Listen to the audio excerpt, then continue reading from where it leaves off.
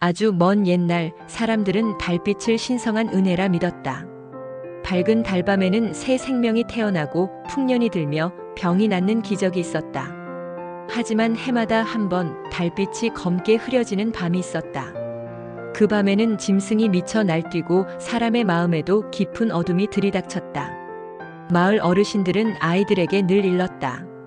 검은 달밤엔 절대로 소원을 빌지 말거라. 그 소원은 달림이 아니라 어둠이 들어주신다. 사람들은 잊고 살았다. 그런데 어느 해 검은 달밤에 한 여인이 아이를 낳았다. 그 여인은 신비로운 달빛 아래서 아이를 품었지만 곧 숨을 거두었다. 아이는 울지도 않았다. 작은 심장은 희미하게 뛰었지만 눈은 달빛을 닮아 검게 빛났다. 마을 사람들은 수군거렸다. 저 아이는 달림이 아닌 어둠의 씨앗이다. 저 아이가 살아있으면 재앙이 올 거야. 그들은 아이를 낡은 바구니에 담아 숲속 신전에 버렸다. 신전은 수백 년 전부터 출입이 금지된 곳이었다. 누구도 그 안에 무엇이 잠들어 있는지 알지 못했다. 아이만이 알고 있었다. 차가운 돌바닥에서 몸을 떨며 아이는 속삭였다. 나도 살아있을 수 있을까? 그때였다. 검은 달빛이 신전의 문을 스르륵 열었다. 금빛 눈동자를 가진 거대한 그림자가 천천히 깨어났다.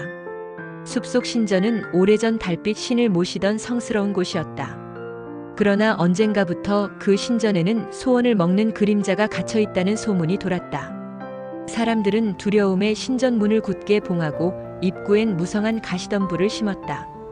하지만 버려진 아기를 가둬둘 만큼 그곳은 아무도 오지 않는 무덤 같은 장소였다.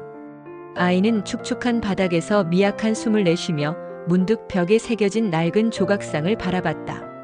그 조각상은 반쯤 부서진 달의 형상이었고 그 아래엔 검은 무언가가 웅크리고 있었다. 금빛 눈이 번쩍 떠졌다. 아기냐? 그림자는 긴 세월 동안 단 한 번도 사람과 말을 섞은 적이 없었다. 그것은 사람의 소원을 먹고 살아야만 하는 존재였다. 그런데 버려진 아기는 소원을 말할 힘조차 없었다. 그래, 너는 아무것도 원하지 않는구나. 그림자는 이상하리만큼 배가 고팠다. 배고픔은 허기만이 아니었다. 텅 빈 신전과 마찬가지로 이 그림자도 텅 비어 있었다. 너는 이름이 없구나. 내가 지어주마. 그림자가 속삭였다. 너의 이름은 루야 엘유아이에이다. 검은 달빛이 아기에게 스며들었다. 아이는 작은 손가락을 움직이며 처음으로 소리를 냈다. 그것은 울음소리 같았지만 동시에 기도 같았다. 그 순간부터 신전 안은 이상한 기운으로 가득 찼다. 벽에 스며든 달빛 문양이 새하얗게 번쩍였다가 사라졌다. 금지된 그림자와 버려진 아이의 만남. 그것은 오래전 달빛 신이 가장 두려워했던 일이었다. 루야는 신전에서 그림자와 함께 자라났다. 밤이면 그림자는 신전 기둥에 앉아 달빛에 떠도는 마을 사람들의 소원을 들려주었다. 저 사람은 올해 풍년을 기도하고 있구나. 저 여인은 죽은 아들을 살려달라고 울고 있네. 허나 그 소원은 모두 욕망으로 얼룩져 있지. 루야는 조용히 물었다. 소원은 왜 어둠이 되나요? 그림자는 웃음소리를 냈다. 원하는 것이 많을수록 빛을 잃게 되기 때문이다. 빛은 나누면 커지지만 욕망은 나누면 서로를 갉아먹거든. 루야는 소원을 빌어본 적이 없었다. 하지만 그날 밤 문득 심장이 두근거렸다. 그럼 나도 빌면 들어주나요? 내가 원하는 게 있더냐? 루야는 검은 눈동자를 번쩍이며 속삭였다. 가족이 있으면 좋겠어요. 그림자는 처음으로 떨렸다. 누군가의 간절한 소원은 그림자에게 축복이자 저주였다. 순간 신전 바닥에 깊은 균열이 생겼다. 그림자는 신전의 봉인을 깨며 말했다. 좋다. 너의 소원을 들어주마. 하지만 세상은 대가 없이 무언가를 주지 않는다. 그림자는 자신의 몸을 찢어 루야에게 일부를 나누어 주었다. 그것은 사람의 마음을 읽고 어두운 기운을 걷어내는 힘이었다. 루야는 신전 밖으로 나왔다. 숲을 지나 마을로 향했다. 사람들은 처음엔 그를 알아보지 못했다. 하지만 검은 달밤에 버려졌던 그 아이라는 사실을 깨닫자 마을 어른들은 다시 수군거리기 시작했다. 저 아이는 재앙의 씨앗이다. 저 눈동자를 봐. 그림자의 표식이야. 루야는 사람들의 마음속에 어두운 소원이 숨어 있는 걸 볼 수 있었다. 그는 그것들을 조용히 걷어내고자 했다. 괜찮아요. 내가 대신 가져갈게요. 아이의 작은 손에 닿은 욕망은 그림자의 형상을 이루었다. 마을은 점점 평화로워졌다. 풍년이 들고 병이 나았다. 사람들은 알지 못했다. 그들의 소원을 먹은 대가로 루야의 몸은 조금씩 사라지고 있다는 것을.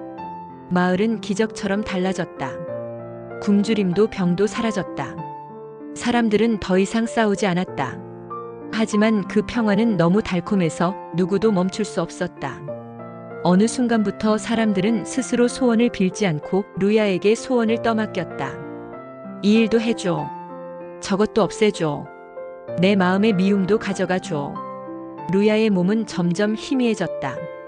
손끝은 그림자처럼 공기 속으로 스며들었고 검은 눈동자엔 빛이 사라져갔다. 신전의 그림자는 멀리서 그것을 지켜보았다. 이럴 리가 없는데. 그림자는 애초에 소원을 먹고 살아야 하는 존재였다. 그런데 이제는 루야가 모든 소원을 먹어치우고 있었다. 그것은 그림자에게는 굶주림의 시작이었다. 굶주림은 곧 증오로 변했다. 너는 내 일부였건만 왜 나의 허기를 앗아가느냐. 그림자는 마을로 내려왔다. 달빛은 검게 물들었고 다시 한번 검은 달의 밤이 돌아왔다. 그날 밤 마을 사람들은 모두 집 안에 숨어 떨었다. 밖에서는 그림자가 무수한 손발로 숲을 뒤흔들었다.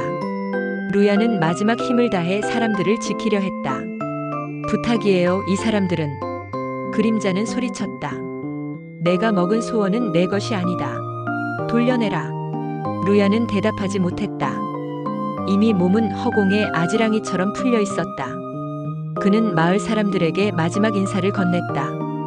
이제 제발 스스로의 마음을 돌봐주세요. 검은 달빛이 루야의 몸을 감쌌다. 그림자는 그의 몸을 덮쳐 소원을 되찾으려 했지만 작은 소망 하나가 그림자를 멈춰 세웠다. 루야의 가슴 속 가장 깊숙한 곳에 남아있던 마지막 소원. 나도 누군가의 가족이고 싶다. 그 소원이 그림자의 심장을 찌르는 칼이 되었다. 그림자는 그 자리에서 멈춰 서더니 루야의 얼굴을 쓰다듬었다. 내가 원한다면 내가 가족이 되어주지. 그 순간 두 존재는 하나로 녹아내렸다. 욕망을 먹는 그림자와 버려진 아이의 소원이 하나가 되어 긴긴 어둠이 스스로 빛을 품었다. 검은 달빛이 서서히 사라지고 밤하늘에 은빛 초승달이 떠올랐다. 마을 사람들은 조심스레 집 밖으로 나왔다. 숲속 신전 자리에는 더 이상 그림자도 아이도 없었다. 남은 것은 환한 달빛 아래 피어난 하얀 꽃무리 뿐이었다. 그날 이후 마을엔 다시 기적이 찾아오지 않았다. 하지만 사람들은 알았다. 기적은 누군가의 희생 위에 세워진 것이었다. 사람들은 매년 검은 달의 밤이면 숲속 신전을 향해 등불을 걸었다. 어느 누구도 더 이상 누군가의 모든 소원을 떠넘기지 않았다. 수백 년이 흐른 뒤에도 사람들은 전설처럼 이 이야기를 전했다. 검은 달빛 아래 태어난 한 아이가 있었다고. 세상에서 가장 어두운 밤에 가장 빛나는 기적을 남긴 아이였다고. 어둠은 더 이상 두려움이 아니었다. 그것은 빛을 더 빛나게 하는 약속이었다. 밤하늘엔 지금도 검은 달이 뜬다. 그리고 누군가는 그 달을 보며 속삭인다. 루야, 그곳에 있나요? 당신은 아직도 우리의 소원을 지켜보고 있나요? 달빛은 대답하지 않는다. 그저 아주 희미하게 숲 너머에서 달빛에 젖은 작은 웃음소리가 들릴 뿐이다.